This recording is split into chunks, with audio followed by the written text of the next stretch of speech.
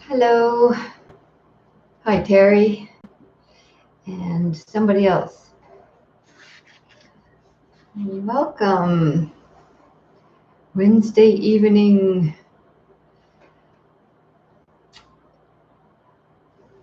It feels like a long time since I was here. So to any folks that may be watching, listening, that haven't been regularly showing up, this is part of True North Insights offerings during this time of not being able to teach together in person, which I really miss. There's desire for that. And my name is Jill Davey, and thanks for joining. So tonight I'm offering some reflections, and then we will practice together an exploration of desire. It's actually called Kamachanda, which is sensual desire in particular. Chanda is desire, and Kama, Kama, is strong. It's quite a strong sensual and sexual and other permutations of strong sensual desire. And it may seem like it's kind of an obvious, we're pretty aware of desire, but it was interesting when I mentioned to a few folks that I was going to talk about this tonight. They're like surprised, and they were kind of like, oh, isn't that a good thing? And so it can be a confusing topic because there's wholesome and unwholesome desire, skillful or unskillful, onward leading, and confusing, or desire that leads to more confusion and not seeing clearly. So this I'm talking about tonight is the hindrance of desire. And so what does it hinder when we talk about a hindrance? And it hinders seeing clearly. It hinders clear perception, clearly understanding and seeing clearly what is truly happening. It's interesting. I think that this is actually, there's 4 foundations of mindfulness, and this is the beginning of the 4th foundation of mindfulness. And so it's actually quite a bit further into the foundations of awakening that this is taught and talked about, because there already needs to be quite a stability of mindfulness of body and understanding impermanence and present moment awareness and conditioned arising, just general mindfulness kind of 101. And the second foundation of mindfulness is Vedana, which is the understanding of pleasant, unpleasant, and neutral. That's a whole nother talk, but we need to have that understanding first. And then the third is mindfulness of mind, even just the awareness of, oh, I'm caught in desire, caught in aversion, caught in ill will, or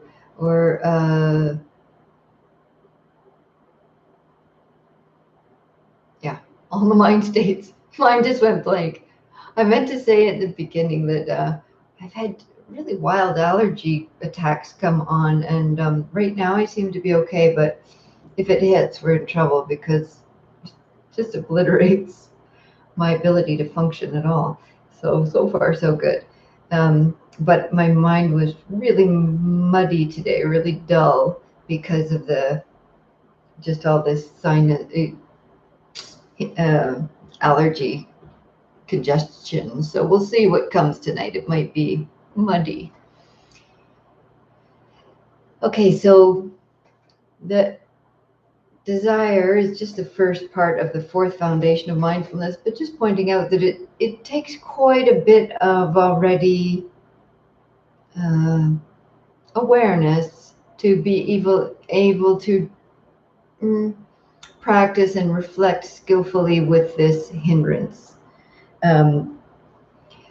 Part of the reason that it's so difficult is because it's so pleasant. Desire is so lovely. It's such a pleasant thing to try to get what we want and keep what we want and all of that, that it's very hard to untangle that and to see clearly and to actually abandon this.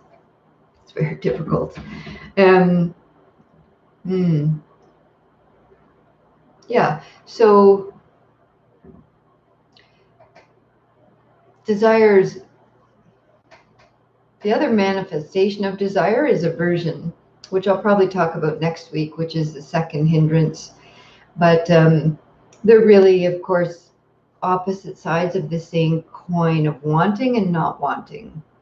Wanting and not wanting in the mind and the body, our whole being is affected by these things. Gil Fronsdale defines this type of wanting that desire that I'm talking about tonight as a compulsive preoccupation with sensual pleasure and comfort. That's really helpful because it helps us to distinguish, because lots of times folks will say, well, what about the desire to be free from suffering, the desire to be kind, the desire, and this is not really what's meant here. That's not a desire. That's a like in this sense of the hindrance of kamachanda. What I'm talking about tonight is this compulsive, this is an important word, compulsive preoccupation with sensual pleasure and comfort. And so this is just like getting all the things that we want and always trying to please and comfort ourselves, always trying to, spoke too soon. And so even something that seems positive and skillful, like the desire, we can have meditative desires that can become compulsive preoccupations. So even though it seems like, oh, that's a skillful thing to do, to want to attain some state or to hold on to, cling on to states of calm or whatever, all the pleasant states that can arise. If that becomes a compulsive preoccupation, then it's become a hindrance. It's not skillful, and this often happens. And it seems confusing because it's like, oh, that's a good thing, isn't it? And it's not just wanting whatever chocolate or something for myself. It's wanting calm and wisdom and peacefulness. But if there's this clinging to it, then it's become a problem. Yeah. So this type of desire is always reaching and always pointing, is always wanting something else, reaching for, grasping, clinging. And its origin is, of course, tanha, thirst. Clinging gives rise to craving and desire. No, craving gives rise to clinging. Yeah, I think I said that backwards. All right. So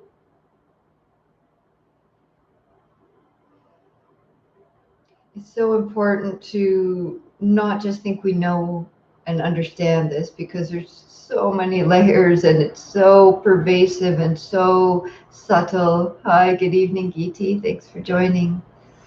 And so we can see that this type of sensual desire that's always craving, reaching, pointing to something else, that it's wanting, is different than the knowing of it. So we can see that desire is just doing what desire does. It wants, and you can't make that into the enemy, make that into the problem. It's to see it clearly, and when it's seen, the knowing of it is free of clinging, is free of desire. We can just see and really deeply know, and I'm going to talk more about how to see and how to unpack what's really happening, is different than the knowing of it, the awareness. And that's really important to recognize, that we can cultivate an awareness that can identify these states and not be seduced by them, basically. That the knowing faculty, the awareness, can actually just watch the arising and passing of desire. And that's so important. We'll talk about that in a moment, of not just seeing it as arising, but also really deeply recognizing when it passes is extremely important. Yeah. So desire is just doing what it's supposed to do. It's the nature of desire to desire. And it's the nature of awareness to be aware and to know. But this type of kamachanda, sensual desire, is a problem because it obscures our perception. So you may have heard, some of you, the image that the Buddha reportedly used to teach this, and to which I find really helpful, the visual image of it. Sometimes it's described as a pond, but in other suttas it's written as like a bowl of water, still water, that would have been used as a mirror. So, a bowl that you could see a reflection in, and so it's used as a mirror in those times, reportedly. I'm not sure if that's the case, or you can just picture it like a pond. And so this desire is described as if beautiful colored dyes were dropped down to the surface of the water, pink and green and blue, gold and red, and just covering the surface of the water with beauty. And so then all we see is the beauty and the desire and entranced by that, and we're not able to see clearly. We can no longer see through the water to penetrate, to see clearly how something is. And so that's the image that's used to describe this hindrance of sensual desire.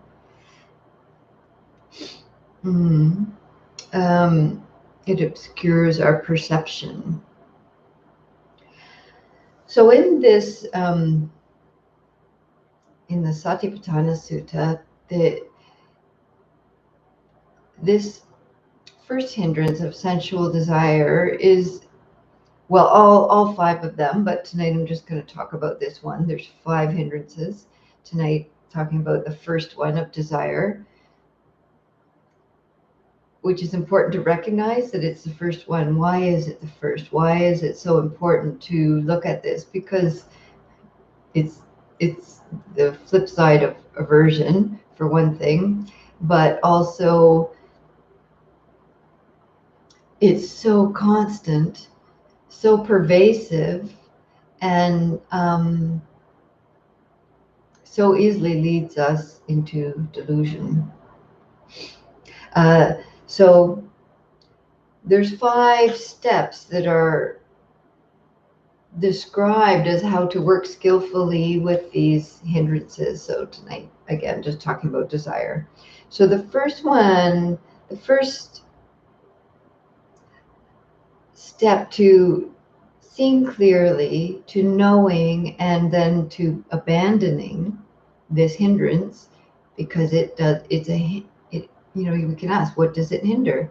It hinders awakening, it hinders liberation, it gets in the way of seeing clearly how things are.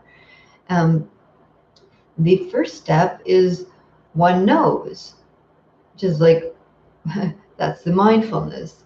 That's the first step to in terms of contemplating and these hindrances, or I'll just talk about desire, is knowing it. If sensual desire is present, one knows there is sensual desire in me.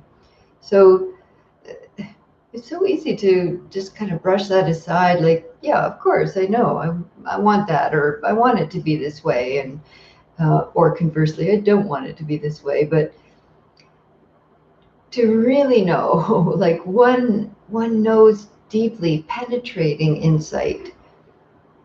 Oh, this is, to really feel how we're caught in a desire.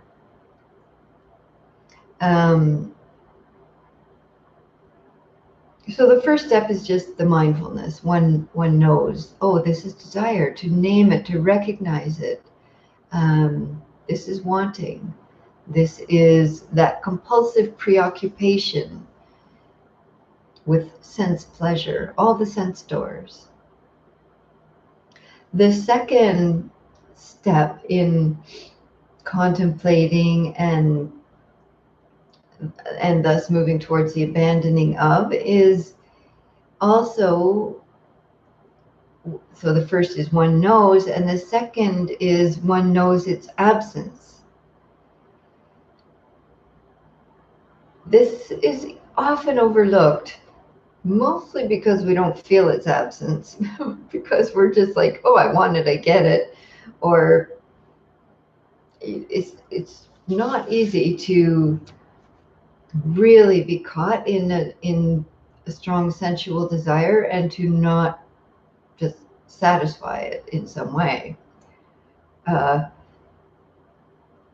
So when that does arise, where you're able to just be with it, feel how strong that wanting is, and also hopefully at some point seeing it subside and pass and end. That really needs to be known. That's the second step here. The second part of this practice is to really feel that. So this was something I really wanted to work with, because it's a strong hindrance for me, desire. When I was on the 3-month silent retreat. So there's so many stories of how that showed up, but here's one. Well, there's an opportunity on the 3-month retreat to everybody has the intention collectively to create a safe space to practice together, to follow 5 precepts. And then there's an option to opt into 8 precepts. And the precepts are like the ethical intentions of foundations of how to be skillful, to help us to calm down, to help us to be safe together. And so part of the 8 precepts is that you don't eat after lunch. Lunch is always a big meal there anyways. And so, yeah. So I took the 8 precepts. And I can't remember how far into it was. Did I write down the date? No. But I was really feeling sorry for myself, because the 5 precept people, they would be having an evening meal, and they were having homemade roasted eggplant dip, which is something I love, baba ganoush, I'm really hooked on that stuff. And then they were having cheddar cheese. I love cheese. And avocados. These are like three of my top, really love these foods. So they put all of these out, and you have to walk through the dining hall to get from the meditation hall to your room, or to get to the walking place outside, or to get to the washrooms. Or anyways, I guess you could void if you went out the front and all the way around. I should have, but then I wouldn't have had all this understanding of watching this come up. So, it was like, oh, they're not just having roasted eggplant dip homemade by these amazing chefs, and cheddar cheese and avocado. I was just like, oh, I'm feeling so sorry for myself. And I want that so bad. Um, and so then I went outside to practice, and I don't know if I was doing walking meditation outside or just sitting and grumbling about wah, I want. There at IMS, they have these huge turkey vultures there. They're the weirdest looking things. When I saw them first, usually we see turkey vultures flying around in southern Ontario, but these were usually on the ground, huge, weird looking things. I thought they love it there. And so there's this group of them, 3 or 4 that are usually around the grounds, and so there's these bushes with berries that they love to eat. And so I was watching these turkey vultures walking over to the bushes. They have this weird way of walking the bush with the red berries, and the other 3 turkey vultures were already there munching away, pulling them off the lowest branches, and munching away on one of them. And so then this other turkey vulture sees one of them start to walk off to another bush, starts heading towards greener pastures, and so the second turkey vulture sees this one going for it and says, whoa, there's something better over there, and starts to follow that one. And then it starts to go faster, and it's trying to get to that other bush before the first one. And then it's kind of trotting along, trying to catch up. And it was just so me. I was like, turkey vulture number 2, hello. That was just, and so it just cracked me up, because I could totally identify and see myself in this ridiculous creature, just so full of greed and desire and trying to get there before the other one. And they're such absurd looking critters. And so I could really, at first I was really feeling the pain of it, of the wanting and the mind state. It was all consuming and blah, blah, blah.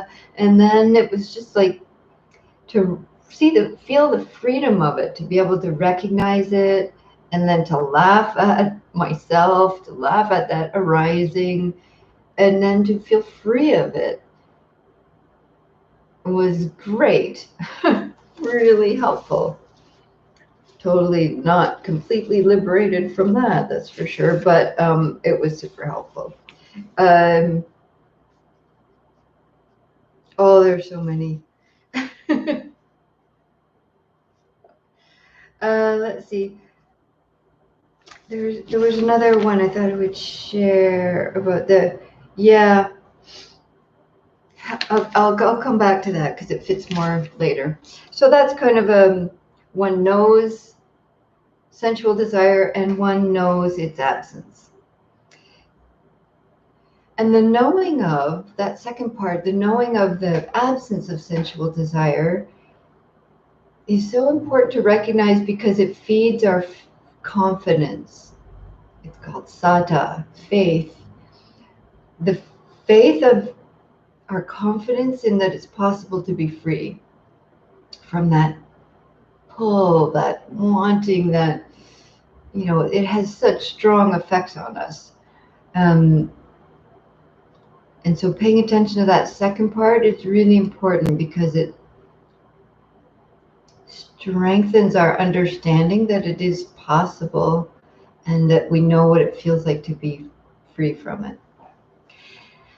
Okay, the third step in working with the hindrance of desire is, I'll just read how it says, one knows, one knows there is no sense desire in me. That's the second one. And then one knows how unarisen sensual desire can arise. So these things are awkwardly worded, but what it means is to really understand how sensual desire arises in us. The hindrance of sensual desire, kamachanda. So, and this can come as reflection, as contemplation, as, after it's arisen, to look at, how did that happen? How did I get so hooked and caught in that? For me, with that story of the dip and the cheese and the avocado, it was really, first it was just the eye contact of just this sense door of an eye, seeing those shapes and colors. The mind names them, knows what it is, knows previous associations, pleasant, wanting. It starts to arise, the desire. But the real clinging to it, the real strong desire, came from the story that I fed it with, of like, oh, poor me, and why do they get to have all the things that I want? And even though I chose that, I don't know, it was all the feeding of it that really made it painful, dukkha, suffering. So not being mindful of just seeing pleasant Vedana, not being mindful of just seeing contact with the eye door. Oh, they're seeing, naming, just watching those things. So it's a lack of mindfulness that allows it to arise unbidden. And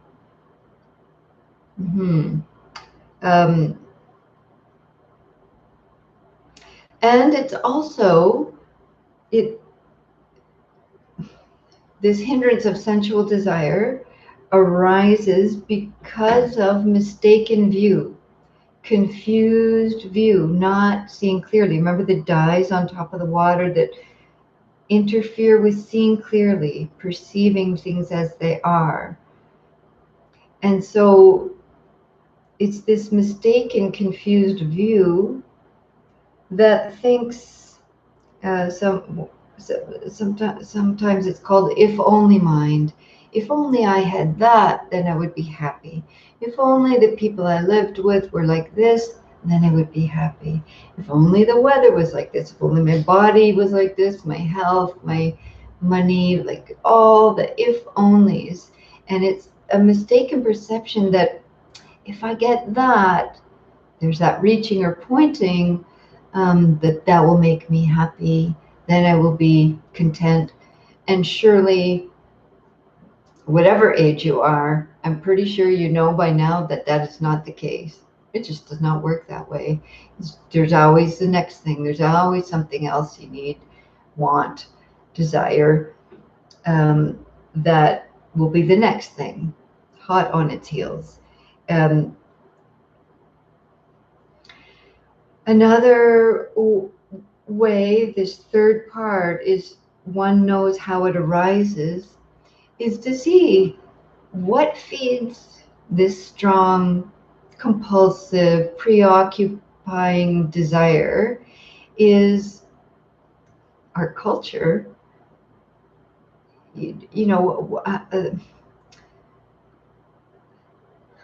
like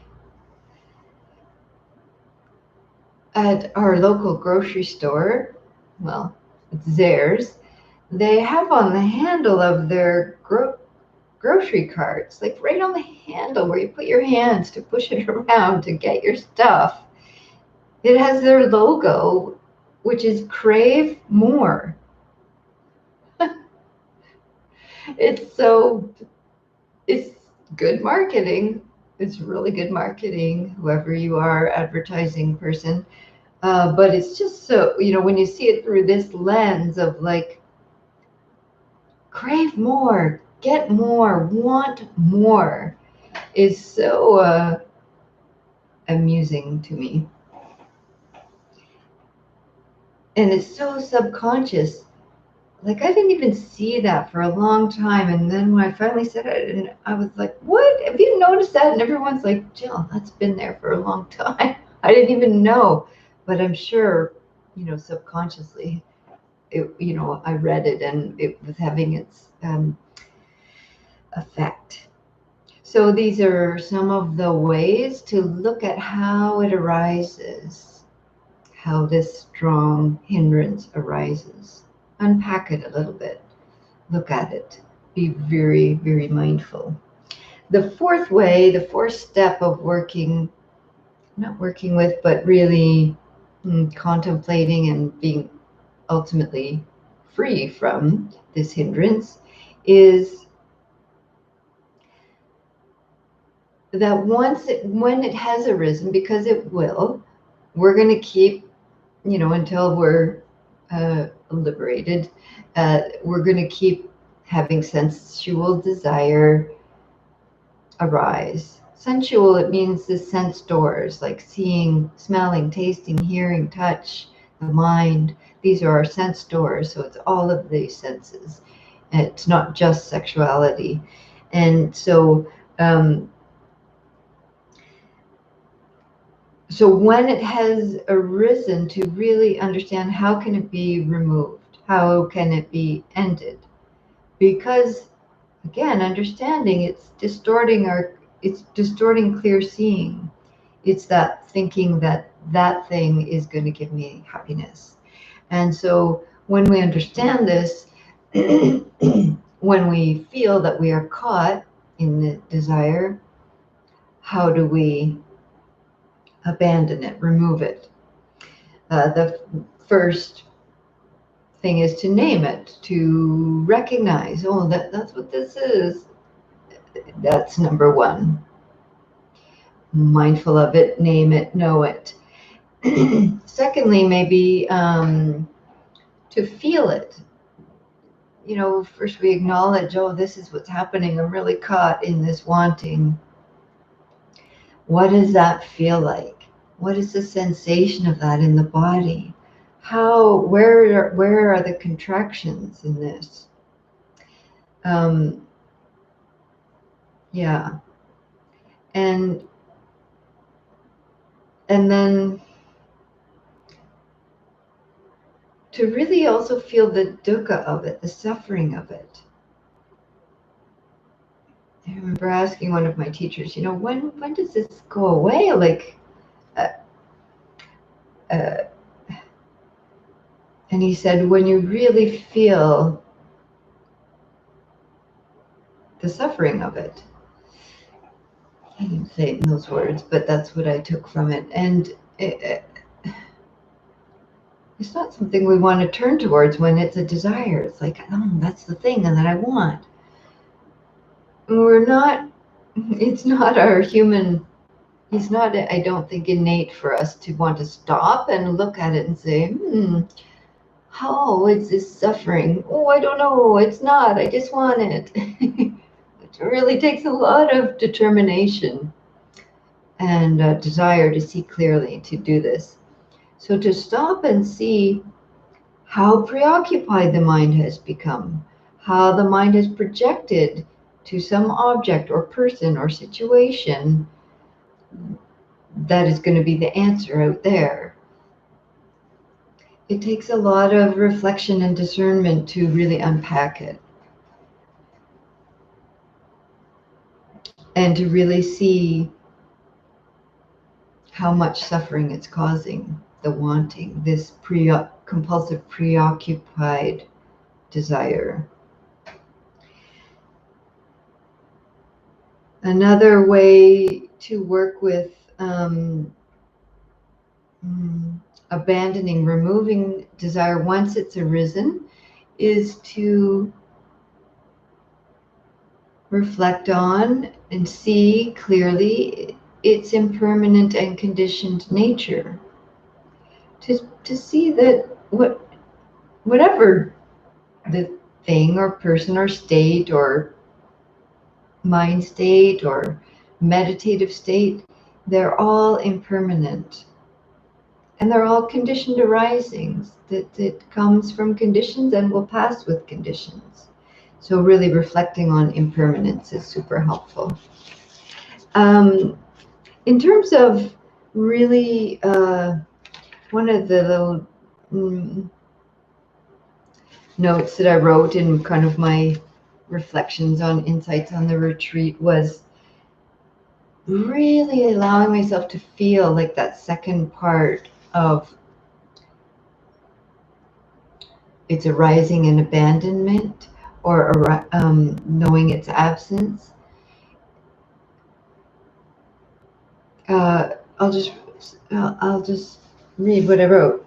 The end of craving from wisdom feels very different than the semi-ending of craving that comes from getting what I want. I could really feel such a difference between, there's that little mild satisfaction of getting what you want, like, the nervous system, the energy body, the physical body, the mental thing of, got what I wanted. There's a little pleasure, a little reprieve, a little release. It was so minor and fleeting compared to, it's like a little, like I said, semi-ending of craving, because there's just, the next. But to really feel the embodied sensation of sensual desire being abandoned from wisdom, from clear seeing, was completely different. It was very peaceful. It was different than just the satisfied, like, satisfied. It's like really freeing. Yeah. Okay. I'm talking a lot. I know. I need to practice here. The last one, the fifth one of these steps of working with and sensual desire, in this case, in the hindrance, is knowing how the future possible arising can be avoided. And some of you might recognize this sounds a lot like the right efforts. So I'm going to say them again. There's 5 steps. The first one is one knows sensual desire. Just naming it, recognizing, knowing it. The second is knowing its absence. Really paying attention to what it feels like to be free from that. The third is to understand how it arises, what conditioned that arising.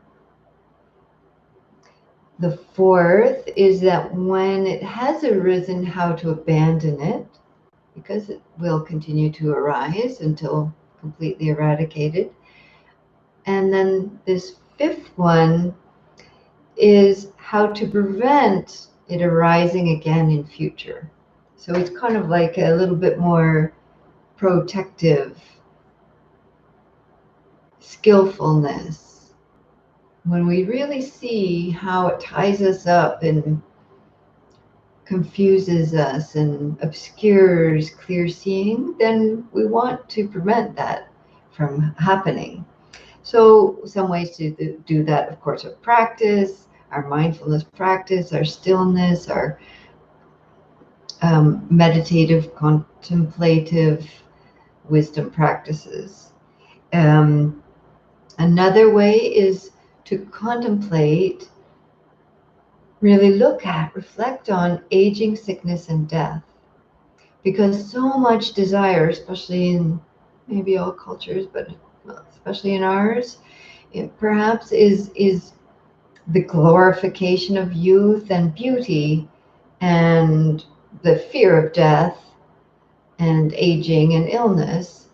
And this creates a lot of clinging to sensual desire. So especially if our sensual desire is projected onto someone else, like, oh, they're so wonderful or so beautiful, or I really want them to want me. And so if we've projected a lot onto some other person in particular, but it's not just people, to really reflect on, that person is also going to age and not be so beautiful someday, and they're also going to be ill, and they're also going to die. And these are considered skillful reflections because they free us from clinging to some external source of desire. Another way to prevent the arising of sensual desire hindrance is to protect the sense doors. Be careful what you read. Be careful how many catalogs come into your home or onto your news feed or whatever of, all the things you didn't know you wanted till you see it. And it's like, oh, I didn't even know I needed that, want that. And so protecting the sense doors, yeah, pretty self-explanatory. Another thing is renunciation. So actually practice letting go instead of getting. Practice renunciation. So this can be in the moment of like wanting whatever, and then practice letting it go. So easier said than done. But also just kind of in our daily lives, like how much do we need? What do we actually have? What can we let go of is helpful practice. Practice moderation in eating and drinking and shopping, in all of our consumptions, our addictions. Practice moderation. Practice generosity. It's a lot like renunciation, good to get into feeding your being with the generosity of time and resources and compassion and whatever it is that you have to give to the world. This fills us in a much deeper way than eggplant dip and cheese and avocados can. Lastly, wise company is considered a great support to avoid the arising of sense desire hindrance, to keep company with people that are also trying to practice generosity and renunciation and wisdom, and non-greed, is a great support to us. Yeah. Gosh, I didn't know that would go on so long. That was a long one, sorry. Okay, so that's enough about that. And at first I thought I was going to talk about sense desire and aversion tonight. I was like, oh, good thing I didn't do that. That one was already enough. So we're going to practice a little bit. It will only be a 15-minute practice. I've done it again. Oh, well. I think what I might do, I'll do that thing where I'm going to ring the bell after 15 minutes. I'll give some guidance through the... Well, it's not good for YouTube land and for me to just... Yeah, I will. And then we'll stay for people that want to sit a bit longer in silence, and we'll stay like for another 10 minutes or so, just so we have a bit of a longer sit. So I will ring the bell at 8:30 for folks that just want to have a 15-minute sit.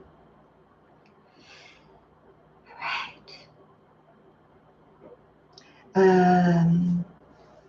So we'll start with this little poem. So you can just start to settle back into your posture. I'm not going to be doing anything animated here, so you can begin to rest your eyes. Let your hands come into stillness and your eyes come into resting so that you're not feeding that desire of clicking on something else, reaching for something else, doing something else. Just practicing enoughness right now. And this poem is linked down below. It's called The Way It Is by Lynn Unger. One morning, you might wake up to realize that the knot in your stomach had loosened itself and slipped away. That the pit of unfilled longing in your heart had gradually and without you really noticing been filled in, patched like a pothole. Not quite the same as it was, but good enough. And in that moment, it might occur to you that your life, though not the way you planned it, and maybe not even entirely the way you wanted it, is nonetheless persistently, abundantly, miraculously, exactly what it is.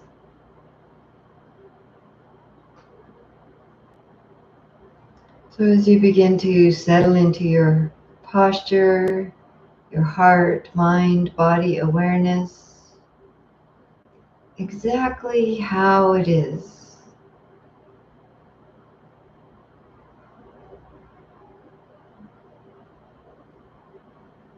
And how are you right now? Notice any contractions in the body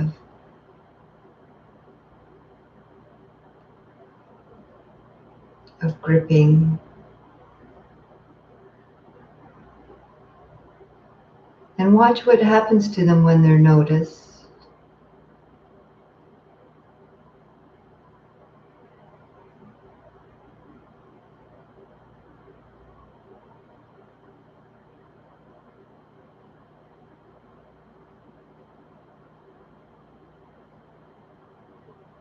And as you begin to relax, just feeling the body settling into your support, your chair, your cushion, or if you're laying down.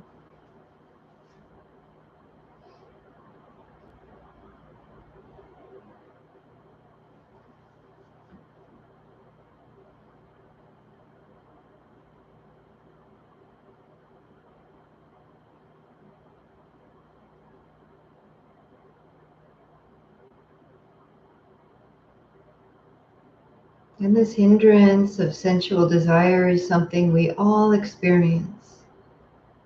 All humans, all meditators.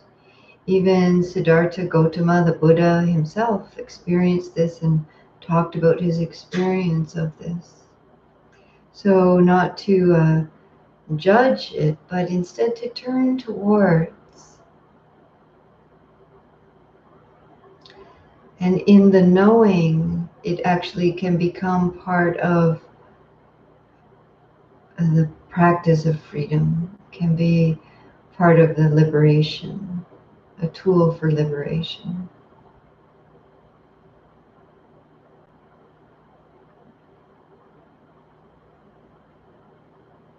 And so to practice with this, we choose an anchor,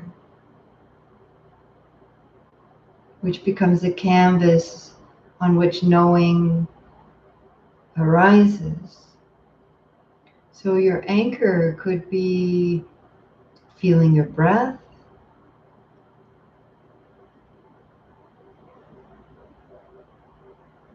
or just feeling the sensations of your body sitting.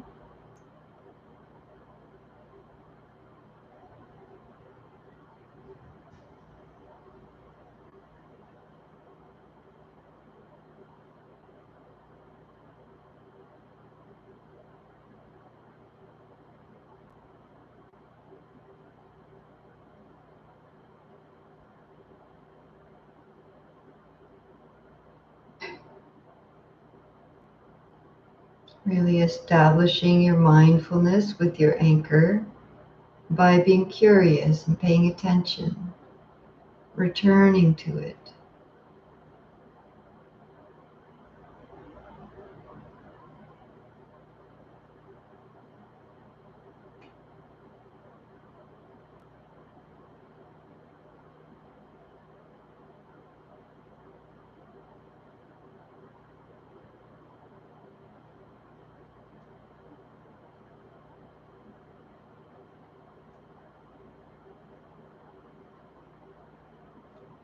And when attention moves away from the anchor, as it will at times, see if you can recognize, is there some desire there? Or recognize the absence of desire when it's not there. So is the mind wanting to think about, fantasize about something else?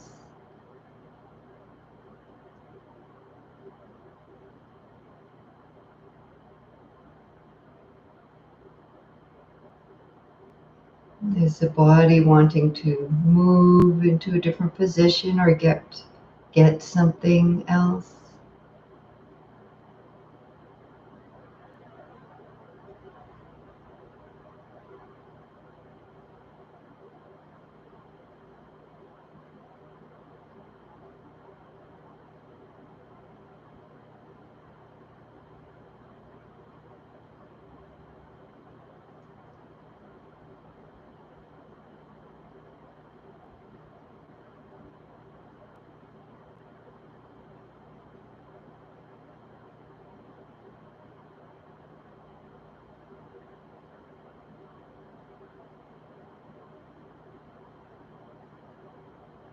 Is there a desire for the mind to want to ruminate and go over something from the past?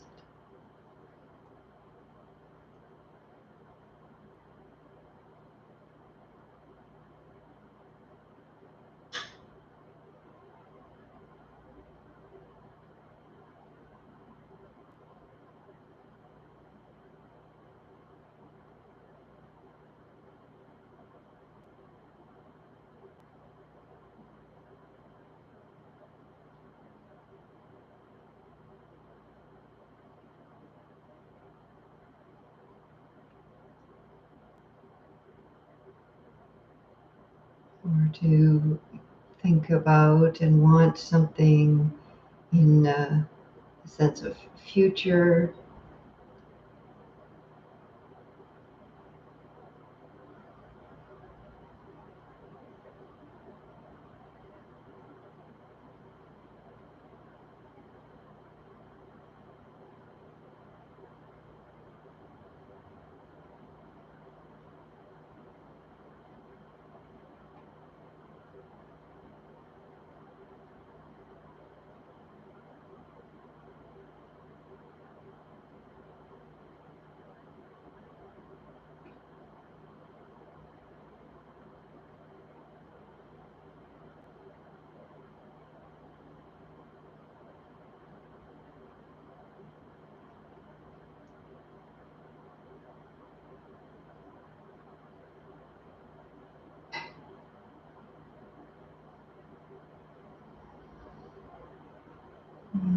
A Dharma teacher named Susan O'Brien asks herself this question: what's happening right now that is not enough?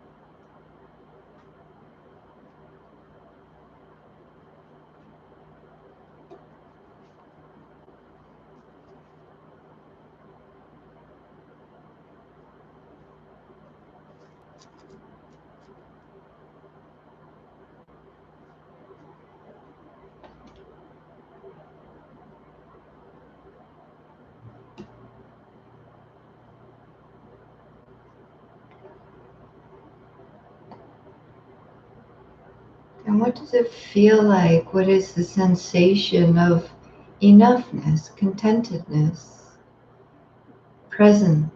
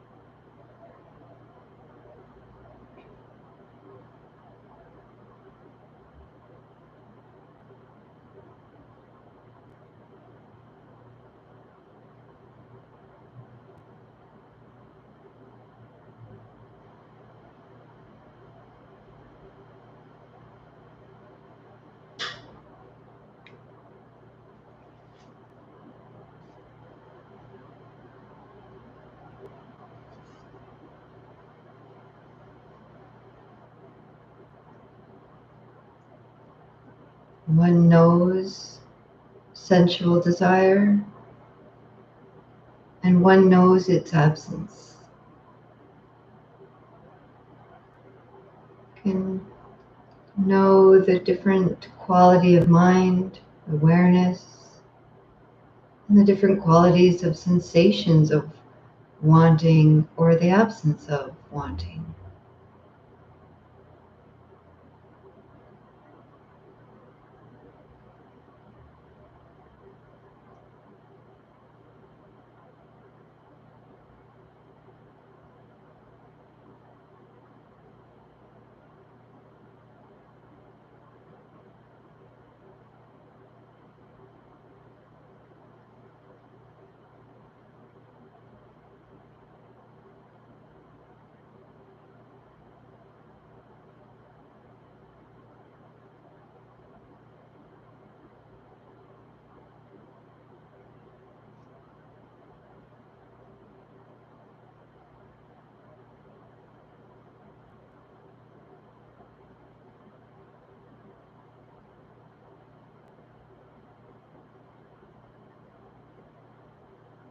When you notice attention has moved away from your anchor, include noticing where the attention went. What kind of, is there some desire there for some other state, some other attainment, some other something?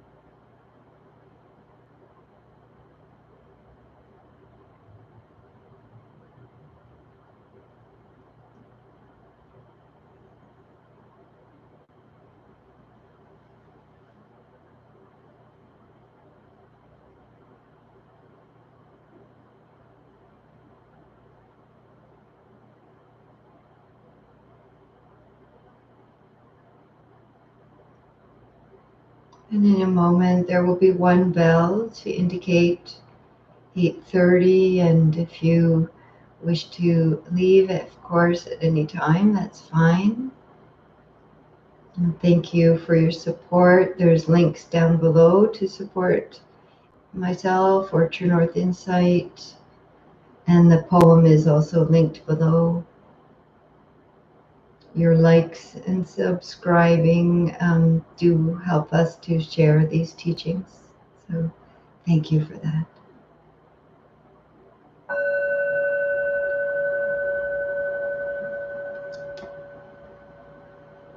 And for those that wish to continue practicing in silence for another 10 minutes, feel free to join me in that.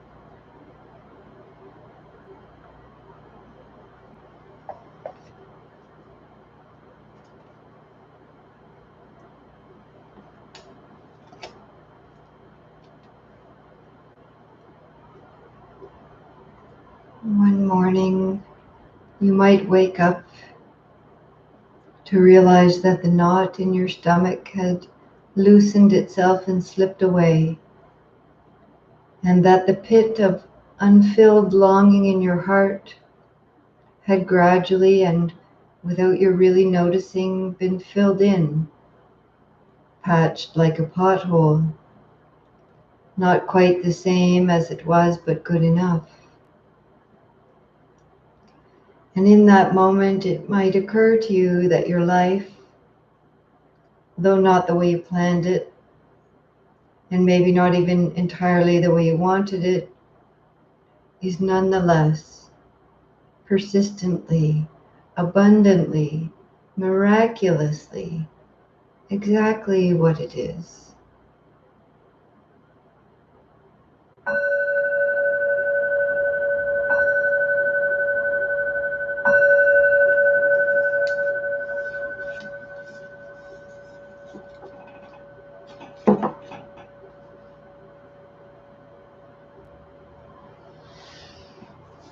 Thank you for sharing practice and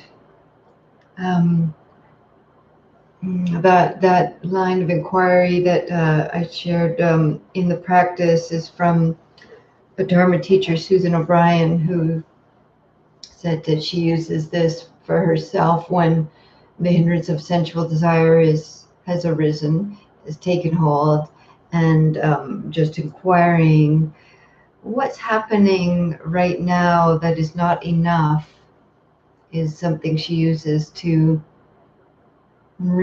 to inquire and redirect, um, to see, oh, actually this moment is enough, this moment is perfect, like, or to look, oh, what is there really something that is worth pulling myself into this desire? It's a great question. Enoughness. Thank you. Hi, Vina. Thank you very much. Thank you for being here. Okay, so I'll be back next Wednesday, 7:30. And I think we'll just keep going through these hindrances and unpacking them a little more and looking a bit more closely at their effect and how to work skillfully with them. So, wishing you prevention of the arising of sensual desire, abandoning it when it has arisen, understanding what caused it to arise, really feeling its absence, and really feeling its presence when it is there. Good luck. That's our homework for the week. Woohoo! Hey, Natalie. You're welcome. Okay. Good night.